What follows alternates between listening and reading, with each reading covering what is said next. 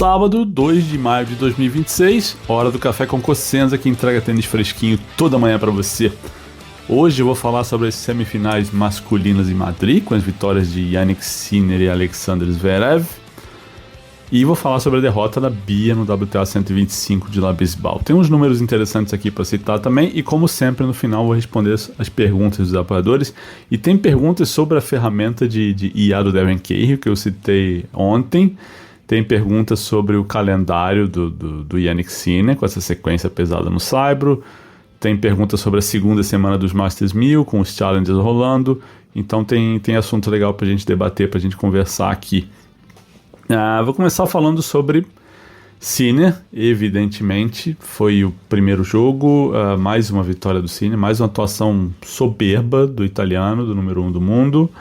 Fez 6-2, 6-4 no FIS. O segundo set podia ter sido até mais fácil, mas ele jogou num nível muito alto do começo ao fim, né? O primeiro set foi um domínio, o segundo set foi mais equilibrado, que o FIS sacou melhor, né? Ele teve 60% de primeiro serviço ali, salvou 2 breakpoints no meio do set, que se ele perde um ali, o set era capaz de ter ido embora mais cedo. Mas assim, no primeiro game que ele jogou com 3 segundos saques, ele foi quebrado, né? A devolução do Sinner é o que é, eu sempre falo aqui. Para mim é melhor do circuito hoje. E foi curioso porque esse game que ele quebra o FIS, que é um game de 3 segundos saques, o Sinner devolve lá do fundão nos 3 pontos e ganha pontos com erros do FIS. Depois eu falo um pouquinho mais especificamente sobre esse game. Mas falando do Sinner, eu acho que vale muito hoje em dia o que eu costumo falar sobre o Djokovic. Não estou falando nem especificamente da devolução, mas é que para ganhar do Sinner hoje, no momento que o Sinner está vivendo, você tem que fazer muitas coisas muito bem por muito tempo. A direita está boa? Ótimo. A esquerda também? Maravilha. Mas se o saque não está entrando, não adianta, porque o Sinner toma conta do ponto já na devolução. Se o cara saca bem, mas a direita não está mais ou menos, o Sinner vai explorar isso e não vai dar para ganhar. Então tem que ser uma atuação completa, a não ser que o Sinner esteja machucado num dia pavoroso, mas, cara, não tem acontecido isso, né? E o FIS, ele joga com 39% de primeiro serviço no primeiro set. E ninguém vai ganhar do Sinner com 39% de primeiro serviço. Quiçá Carlos Alcaraz num dia especial. Mas assim, num dia normal ele também não ganha o set do Sinner sacando assim, né? E teve um ponto nesse primeiro set, o breakpoint da segunda quebra. O FIS joga um ponto belíssimo do fundo de quadra, um rally longo, todas as bolas fundas, não deu nada assim para o Sinner atacar. Ele até consegue desequilibrar o Sinner com uma bola, ele faz o italiano bater uma bola defensiva, mas 2 bolas depois o Sinner já tinha deixado o ponto neutro outra vez, tinha feito uma bola funda, o FIS já não estava mais em vantagem, e aí o Sinner faz uma direita cruzada, que força o FIS a se mexer, e mata com uma paralela de direita na bola seguinte, porque a esquerda estava mais desprotegida ali daquele lado, a esquerda do FIS, né? É surreal, né? E o breakpoint do segundo set foi bem parecido com isso, porque é uma troca longa e o FIS vai se sustentando ali, a troca vai mantendo, até que o Sinner faz uma esquerda angulada, abre a quadra e mata o ponto com a paralela de backhand também na bola seguinte. Então é processo de construção de ponto. Eu falava isso, se eu não me engano foi no café de ontem, sobre a inteligência do Sinner para construir ponto, para escolher golpe, para determinar o que fazer em cada bola. A execução a gente sabe que ele tem, né? Tecnicamente a gente sabe que ele é capaz de fazer, mas a gente vê isso com muita clareza porque ele é um cara muito inteligente. O processo de escolha, de tomada de decisão dele é belíssimo, ele é espetacular nisso. Então vou repetir o que eu falei ontem, porque talvez as pessoas não tenham ouvido, mas ele é um robô, como o João Fonseca falou, é um robô. E falou isso no bom sentido, tá? Não tem crítica nenhuma aí. A questão ele não é só um robô, ele não é só um cara que fica batendo bola do fundo da quadra, trocando bola e batendo mais forte que os outros. Não é por isso que ele ganha. É porque ele sabe o que fazer em cada momento do jogo, em cada momento do ponto. É difícil você trocar 10 bolas e ver o Sinner tomar decisões ruins nessas 10 bolas.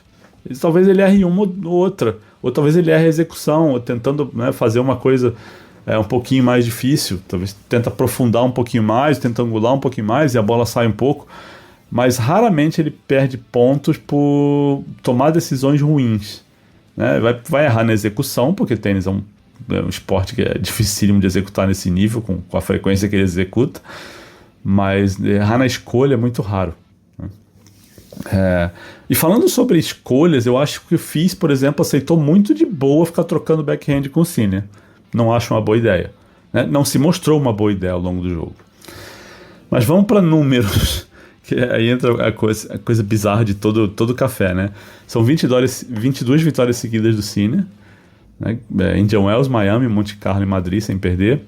São 27 vitórias seguidas em Masters 1000, porque isso começa no ano passado em Paris. E nessas 27 vitórias são 54 sets vencidos e 2 perdidos. Essa estatística de 7 perdidos, para mim, ela fica mais bizarra a cada dia. É um negócio assim, surreal. 54-2. Eu lembro que eu comentava isso em Miami, acho que estava em 20 alguma coisa e já era absurdo.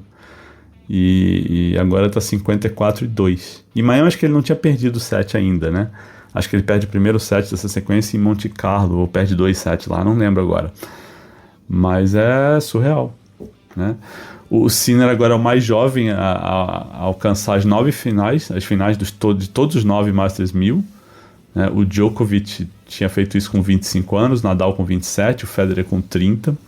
Vai ser a 5ª final seguida do Sinner no Masters.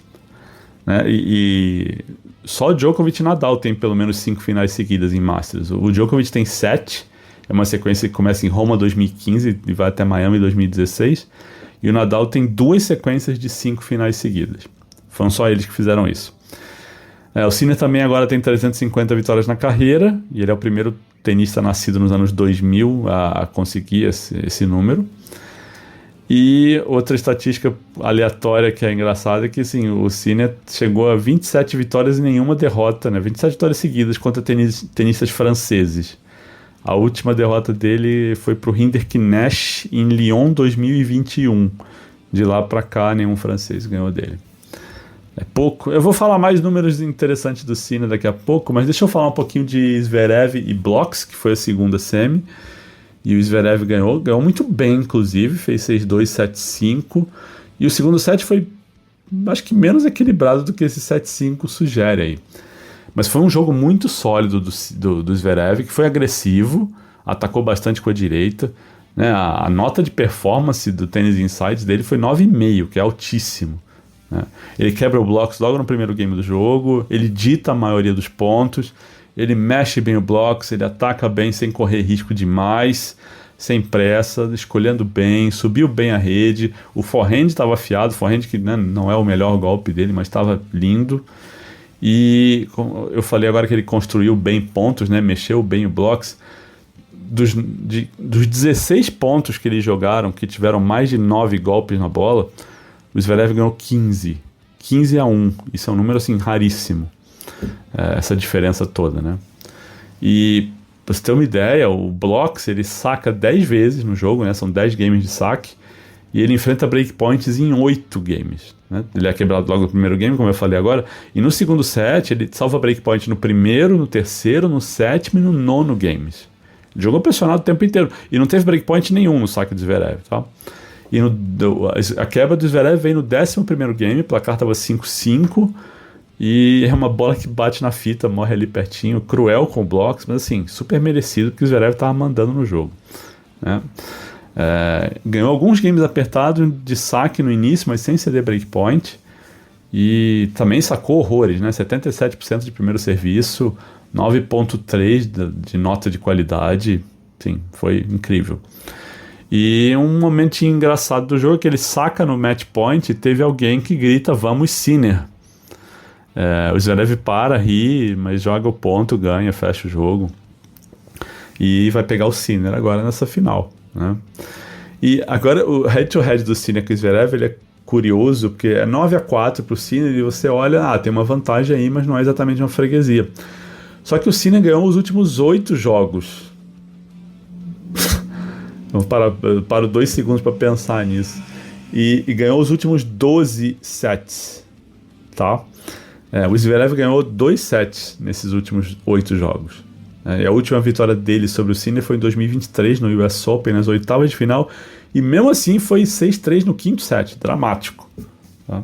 Até perguntaram pro Zverev, né, aquela entrevista pós-jogo, acho que o entrevistador quis fazer uma média, você já ganhou, né, 4 vezes dele. O Zverev olha pro cara, dá uma risadinha e fala, mas não foi o que aconteceu nos últimos 8 jogos. Né, tipo, né, ele faz elogios ao Sinner, diz que o Sinner tá parecendo, né, que tá fácil jogar para ele, que ele vai tentar dar trabalho, mas enfim, né. E, cara, vem sendo um excelente ano do Zverev, né. Os últimos 4 Masters 1000 dele terminaram assim.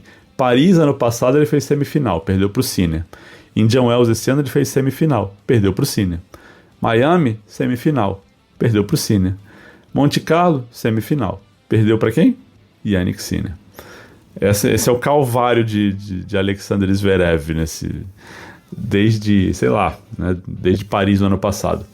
E eu acho que a estúpida, que nem é tão estúpida assim, mais legal é que assim, nos últimos 6 meses, e isso estava circulando no Instagram agora, na noite, antes de eu gravar isso. Nos últimos 6 meses, se contar só Slams e Masters 1000, o Zverev tem 23 vitórias e nenhuma derrota contra tenistas não chamados Jannik Sinner ou Carlos Alcaraz. Contra os dois são, né, 5 derrotas, nenhuma vitória.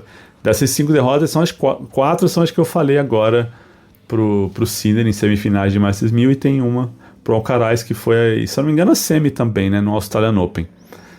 Semi não, foi semi, né? Ou quartas, eu não lembro agora. Mas foi aquele jogo que o Alcaraz teve cãibra e tal. Ele foi pro quinto set e o Alcaraz ganhou do Zverev. Falando de números um pouquinho mais sérios agora, vai ser a 4ª final do Zverev em Madrid, a 7ª final dele em Masters 1000 no Saibro, 13ª final de Masters no geral e 41ª final dele na carreira, primeira desde Viena do ano passado. Números muito respeitáveis. A carreira do Zverev é brilhante, assim. Acho que em termos de números, de finais e de títulos e de ranking, talvez ele seja o cara com o melhor currículo. Talvez não seja o melhor tenista, isso é questão de opinião, é aberto para debate, né? O Nalbandian é sempre o nome que entra nessa discussão, o Marcelo Rios entra nessa discussão, mas talvez seja, em termos de currículo, o cara que mais fez e não ganhou um slam, né? Até porque ele fez 3 finais de slam já, né? Teve perto de ser número 1 do mundo, então, né? A carreira dele, assim, tem números muito, muito, muito grandes. Que ele pega o final da era Federer, Nadal, Djokovic e o começo de Alcaraz e Sinner, né? Pegou, não teve, assim, moleza. E um número interessante que eu acho que vale citar aqui, só por curiosidade, porque ele apareceu na transmissão durante o jogo do Sinner, que é o seguinte: João Fonseca é o 7º colocado em qualidade de forehand nas últimas 52 semanas. Né? Mostraram isso, obviamente, porque o Sinner é o primeiro da lista, né? E tem 8.8 nessa nota de qualidade dele, e 8.8, a média do circuito é 7.3, tá? Então, assim, se você tem a média 8.8 em 52 semanas, é um número absurdo. E aí você tem ele, tem o Alcaraz com 8.7, o Djokovic 8.7, Musetti 8.6, Fils com 8.3, Cerúndolo 8.2 e aí vem João Fonseca 8.1. Atrás dele Jun Chengchang e o Zverev com 8.0 e o Fritz com 7.9. Esse é o top 10 em qualidade de forehand nas últimas 52 semanas. E 52 semanas é um número assim, que talvez não reflita bem o momento do circuito, mas ele é interessante porque ele passa por todos os pisos, né? Tem indoor, tem outdoor, tem grama, tem saibro. Então tudo isso entra nessa soma aí. Vamos falar de Beatriz Haddad Maia agora. Ela foi derrotada nas quartas de final do WTA 125 de La Bisbal pela Marina Bassols Ribeiro, que a Bia tinha enfrentado 3 vezes, tinha vencido as 3, e nem era um grande momento da Bia, foi ali em 2020. Os 3 jogos foram em 2020, naquela sequência de torneios em Portugal ali, né, durante a pandemia. A Bia estava voltando da suspensão por doping, não tinha grande ranking e precisava jogar esses torneios pequenos, né, 15, 25 mil. E tinha vencido a menina 3 vezes e tomou um 6-2, 6-1, que foi muito feio, muito feio.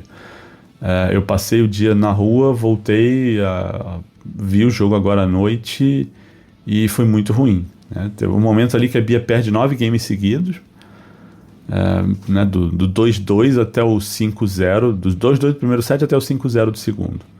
Foi um dos piores jogos que ela fez esse ano, e olha que teve muito jogo ruim que ela fez esse ano.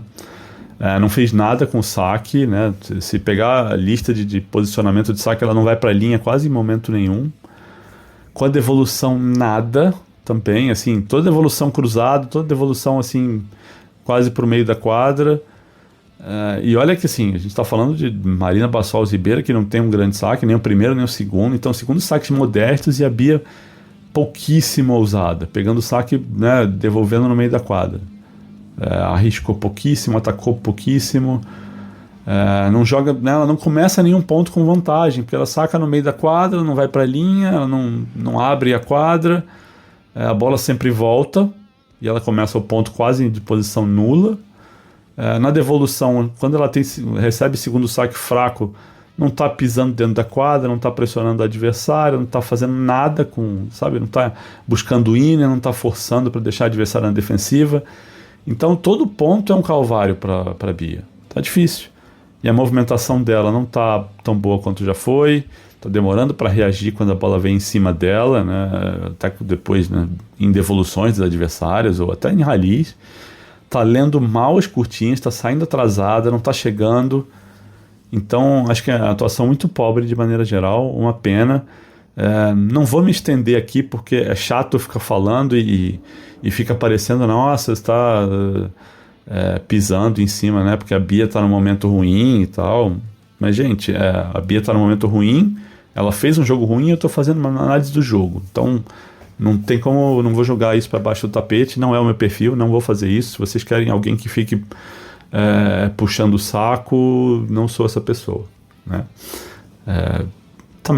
Mas também não quero me estender aqui e falar sobre o momento ruim da Bia, já venho falando sobre isso, né, repetidamente, mas é mais um torneio com o técnico novo em que ótimo que ela tenha vencido 2 partidas.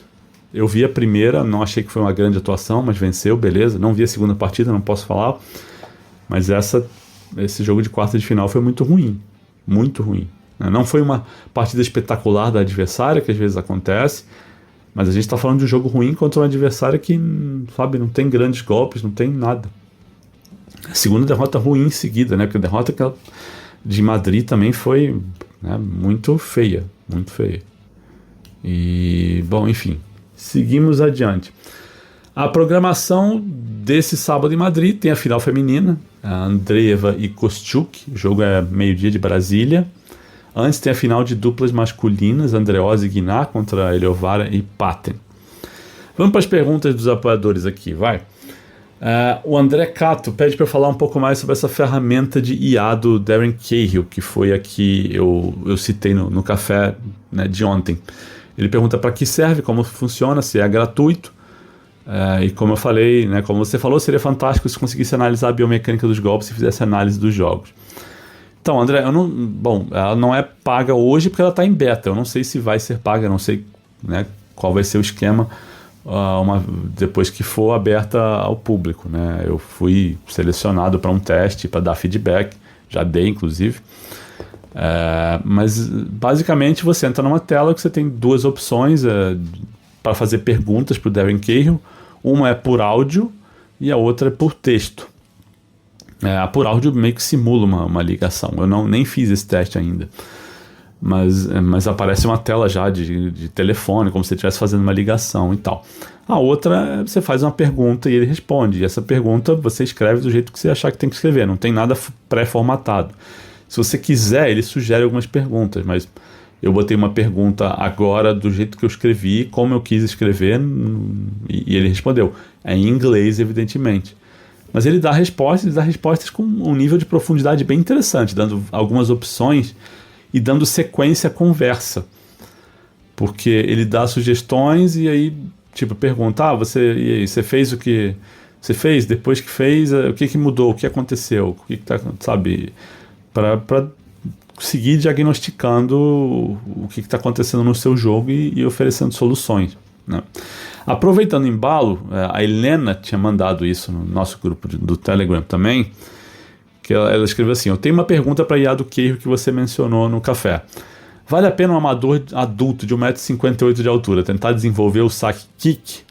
E 2, minha bola nesse saque quica, mas não sobe. O que teria que fazer? Eu fiz essa primeira pergunta exatamente do jeito que a Helena mandou para mim. E a resposta do Keio é a seguinte: sim, vale a pena. Aqui ainda dá para fazer a bola saltar, fazendo tosse um pouco mais para a esquerda e para trás, mantendo o peito abaixo da bola e fazendo swing para cima. E a cross, né, com velocidade. Ele fala de velocidade de raquete, né, de racket speed. Eu estou traduzindo isso, tá, gente? Então vai sair alguma coisa que da palavra talvez não venha no automático em português. Mas ele fala em raspar na bola, né, na parte de trás e de fora da bola, e terminando o contato acima da cabeça, para terminar com o corpo entrando na quadra. E ele sugere assim: tente sacar com boa margem, né, sobre a rede, e para depois você se preocupar com a profundidade. E ele sugere começar o treino de segundo saque na linha de saque, para exagerar essa raspada na bola, e aí você vai fazendo esse saque andando cada vez um pouquinho mais para trás, mantendo a mesma sensação, o mesmo fio na bola. E se a bola não pular, né, não tiver o kick que você quer, ele sugere o tosse um pouco mais para a esquerda, fechando os ombros um pouco mais, mas sem deixar de acelerar, porque ele diz que spin exige aceleração, né? E depois ele termina perguntando: o que acontece com mais frequência com o seu segundo saque? Ele vai longo quando você tenta colocar a altura, ou ele vai curto e não pula porque você desacelera? E aí eu respondi que a bola está saltando pouco, que foi o que a Helena, né, o cenário que a Helena colocou aqui na segunda pergunta dela. E aí o Keio responde que quando isso acontece, você provavelmente está desacelerando ou raspando muito sem dar lift na bola. Você tem que acertar duas coisas: um tosse um pouco mais para a esquerda e para trás, para o peito entrar embaixo da bola. E o swing tem que acelerar antes de encerrar, né? É uma resposta mais longa, não vou ler ela inteira aqui para não ficar chato, mas ela dá opções e vai mantendo a conversa, né? Pergunta o que acontece depois dos exercícios que ele sugere, se a bola fica curta, se vai funda, mas sem altura, e aí você vai dizendo, ele vai sugerindo maneiras de melhorar. Outro dia eu pedi para ele me dizer como analisar um jogo de um adversário para tratar uma estratégia, um plano de jogo. Cara, ele me deu uma resposta fantástica, assim, para testar coisas no aquecimento, para observar certas tendências dos primeiros 2 games. É muito, muito, muito legal. Não sei quando vai ser aberto ao público, quando vai ser finalizado, mas se eu tiver essa notícia, eu passo aqui no café e recomendo. Mas não tem um endereço para passar agora, porque ele está fechado, então está em teste beta. Então é só para quem se cadastrou lá e foi escolhido por algum motivo. Tem outra pergunta da Helena aqui, já falando do circuito. É assim: com os Masters 1000 de 2 semanas, vemos vários torneios de nível Challenger com lineups incríveis e ótimos jogos. Há algo no livro de regra da ATP que impede esses torneios de virarem 250, certo? Isso não deveria mudar? Vários desses Challengers teriam dinheiro para mudar de categoria e minimizaria o impacto desses torneios sem fim. Não poderia ser uma solução? Helena, eu não tenho uma resposta exata para te dar nessa questão. Eu teria que perguntar para alguém da ATP, para algum árbitro, ou para e talvez para um árbitro e um promotor de torneio. O que eu posso dizer que eu sei é que a ATP tem preocupação com o número de pontos que é distribuído. Independentemente do problema de datas de 250, que a gente sabe que a ATP vai diminuir o número de 250, então não faria sentido permitir que apareçam mais torneios 250, nem esses challengers que estão aí virarem, né, serem promovidos, então isso não vai acontecer. Mas o que eu sei é que existe uma preocupação na distribuição de pontos. Tanto que uma coisa que eu descobri agora quando estava em Campinas, falando com os organizadores de lá, porque eles fizeram o Sauípe, né, que é um torneio grande, 125 o Sauípe, se eu não me engano.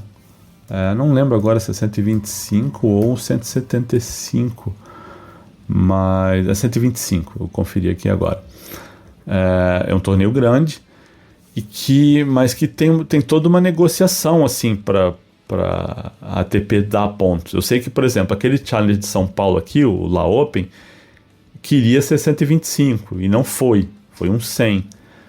Então, assim, não é só questão de dinheiro, tem outras questões envolvidas. Imagino que tem uma questão política, eu realmente não participo dessas negociações, não entro nesses detalhes, mas o que eu sei é que, às vezes, para entrar um torneio 125 no calendário, às vezes uma promotora tem que reduzir outro torneio, que era um 75 e passar a ser 50, ou um 100 passar a ser 75. Eles tentam, né, manter um equilíbrio no número de pontos distribuídos, né, no número X de challenges que tem no calendário. Então, isso evidentemente conta para efeito de permitir que entre um ou outro, ou dois ou três 250, né? Mas, assim, pelo que eu sempre soube, a ATP nunca vai permitir que tenha um 250 na semana de um 1000, mesmo que seja um 1000 de 2 semanas. Isso não vai acontecer. Porque aí entra uma competição ali que, enfim, acho que não é legal para ninguém. Tá? E esse 175 tem chaves fortes, porque é o pessoal que, né, tem o pessoal que perde na primeira semana do 1000 e vai lá jogar. Isso também eu não sei de fonte oficial, porque eu acho que a ATP nunca falou sobre isso, mas é uma permissão em caráter de exceção para não deixar esses caras sem jogarem, né, durante um mês, porque quando você aumenta um torneio assim, você não pode deixar o cara sem jogar, porque você tem um torneio de 2 semanas, que, pô, entram mais tenistas, né? São chaves de 96.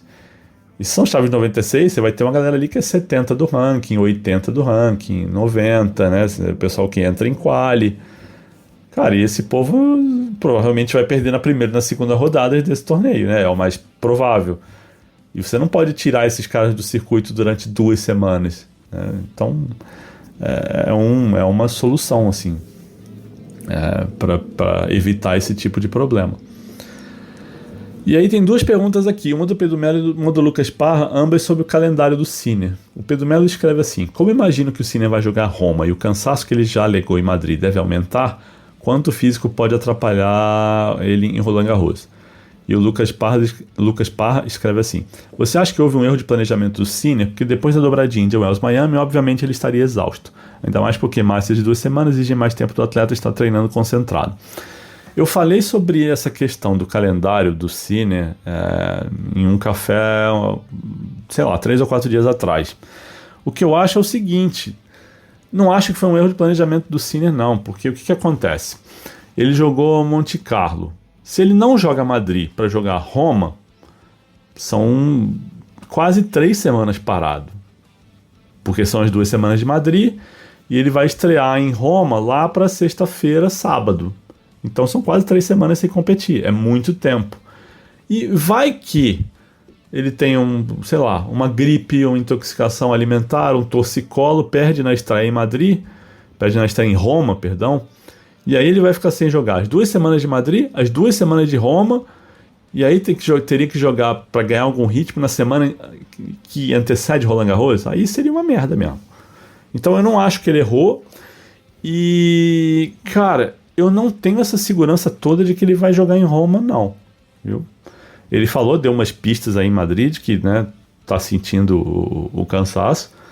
E eu acho, sim, já que ele tá na final agora, bem possível que ele não jogue em Roma. Tá? E óbvio que é ruim pro torneio, o torneio no país dele, mas eu acho que uma solução meio termo aí seria ele ir até Roma, dar as entrevistas, fazer os compromissos com o torneio, ficar na cidade treinando e fazendo aparições, enfim. De repente entra num acordo com o torneio, joga uma exibição em algum momento. Não sei se isso é viável, possível ou permitido pela ATP, mas eu acho que seria um meio termo para, sabe, pra não ficar ruim pro tênis italiano, para a organização do torneio. Mas ele evitaria esse desgaste de mais, né, 1 semana e meia competindo em alto nível, com exigência física, vindo de uma sequência pesada e às vésperas de um slam em que ele é super favorito, um slam que não tem Alcaraz, que é importante para ele tem muitos pontos para defender, porque é vice-campeão. Então eu acho que tem algo aí no meio termo que pode acontecer e eu não tenho essa certeza toda que muita gente tem de que ele vai jogar Roma, não. Eu acho que é bem possível que ele não jogue, tá? E, bom, hoje fico por aqui. Obrigado para quem escutou até o fim. Lembrando sempre que o Café com Cossenza tá na Amazon Music, na Apple Podcasts, Spotify, YouTube Music. E óbvio que se você quiser patrocinar o Café com Cossenza, que já está se mantendo assim consistentemente entre o top 10 na Apple, o que é muito legal. Bom, estamos abertos à conversa, é só mandar um DM e a gente, né, conversa, vê o que é possível, o que fica melhor para a marca e para o podcast. Quem quiser apoiar o Saque Voleio, entra lá no apoia.se, vê os valores, vê o conteúdo que eu entrego, tem bastante coisa, tem o nosso grupo de bate-papo no Telegram, que são as pessoas que mandam perguntas, e que são perguntas ótimas para esse tipo de conteúdo de podcast, assim, é uma galera assim, de altíssimo nível. E esse grupo eu sou fãzaço, eu adoro todo mundo que tá lá, algumas pessoas viraram meus amigos pessoais, e enfim, recomendo muito, né? Eu era super cético com grupos de bate-papo, não sou fã, mas esse grupo realmente é maravilhoso, então recomendo, né? Tem todo tipo de informação, quem quer comprar ingresso descobre lá, onde está passando o jogo tal, onde vê alternativas, tem sempre algo. Se eu não estiver lá na hora para informar, alguém vai informar, mas eu também estou participando, estou ativo no grupo, né, o tempo inteiro. Beleza, gente? Obrigado, um bom sabadão para todo mundo. E eu volto na segunda-feira. Lembrando que domingo, né, é o meu dia de folga de podcast. Mas obviamente eu gravo domingo à noite para todo mundo começar a semana com muita informação, com análise. Então, segunda-feira eu falo sobre a final feminina, falo sobre a final masculina de Madrid. E, né, o que vier sobre Roma, já deve ter a chave de João Fonseca em Roma. Ou não, né? Não sei quando sai, talvez saia segunda ou terça, sai terça. Eu não sei exatamente quando começa a chave masculina lá, mas a chave sai 2 dias antes. Então talvez não tenha. Mas enfim, a gente conversa sobre o que estiver rolando. Beleza, gente? Abraço!